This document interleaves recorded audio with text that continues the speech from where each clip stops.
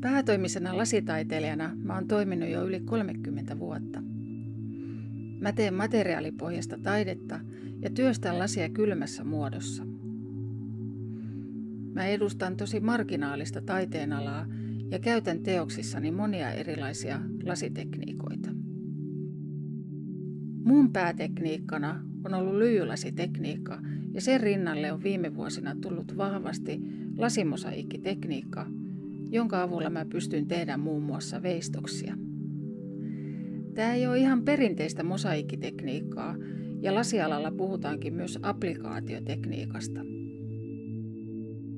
Olen aina halunnut uudistua ja etsinyt uusia suuntia, kuinka rakentaa joku teos ja tehdä siitä oman näköinen.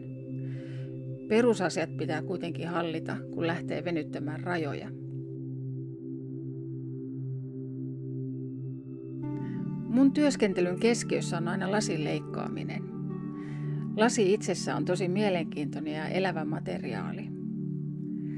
Lasilaatuja ja niiden pintastruktuureita on lukemattomia ja kaikki materiaali tulee ulkomailta, yleensä niistä maista, joissa on pitkät perinteet lasitaiteessa. Muutama vuosi sitten mä löysin värillisen peililasin ja se on kyllä inspiroinut mua tosi paljon. Ylipäänsä värilasien ja peilien heijastukset sekä niiden eläminen tilassa valon mukaan luo tilaan ihan uuden elementin. Jos ajattelee ihan tekniikkaa ja tekemistä, niin koulutuksen lisäksi tarvitaan ehdottomasti intohimoa, hyviä kädentaitoja, tarkkuutta ja mielenrauhaa.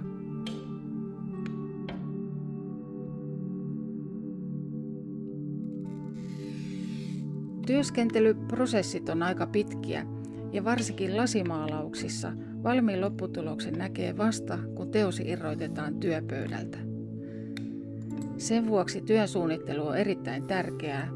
Moni asia pitääkin olla valmiiksi ajateltuna väri- ja leikkaussuunnitelmineen.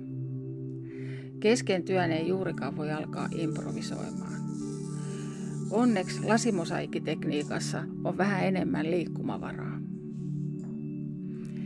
Itse nautin monista eri työvaiheista ja työtä tehdessä pää pulkuttaa koko ajan uusia ideoita. Nautin myös siitä tietynlaisesta meditatiivisesta tilasta, johon työskentelyn aikana pääsee.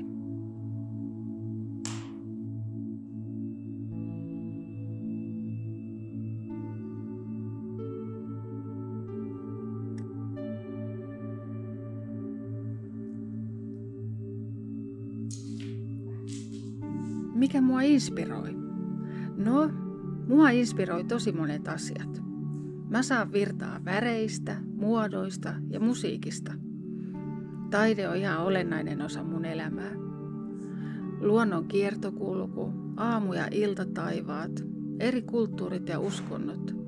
Siis ylipäänsä kaikki, mikä liittyy ihmisen elämään, kiinnostaa mua.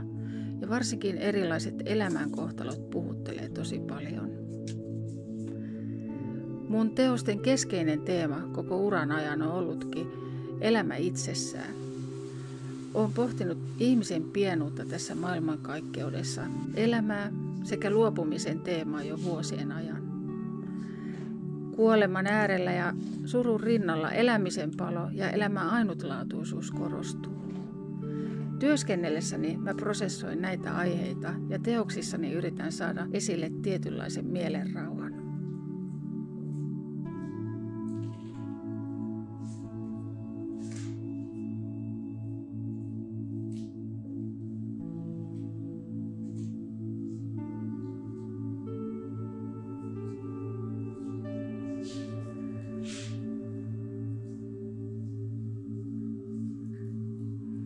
Teen parhaillaan teoksia yksityisnäyttelyyni, joka tulee esille Lapuan taidemuseon keväällä 2025. Näyttelyn nimi on Sielun peili ja kaikki näyttelyn teokset tulee olemaan peililasista tehtyjä. Näyttelykokonaisuutta tehdessä olen miettinyt elämän syvyyttä ja sen pyhyyttä. Mietin, mitä pyhyys oikeastaan on.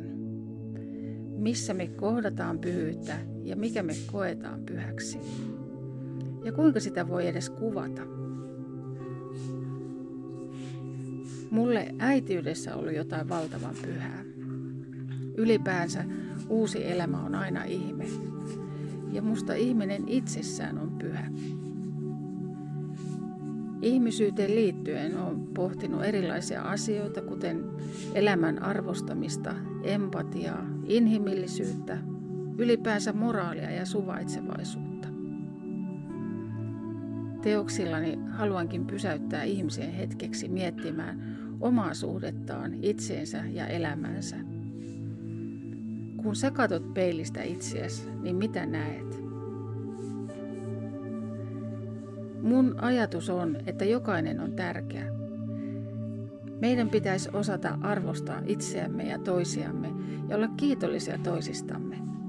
Uskalletaan olla ihan oma itsemme ja elää oman näköistä elämää. Näissä mun tulevissa teoksissa on lisäksi miettinyt onnea ja iloa. Mikä tuottaa iloa? Mulle ne on ihan arkisia asioita ja suurta iloa tuottaa, kun perhe tai ystävät kokoontuu yhteen. Teoksissani onni pirskahteleekin muotoina ja väreinä. Tärkeää on elää tässä hetkessä, joten iloitaan arjesta ja elämästä.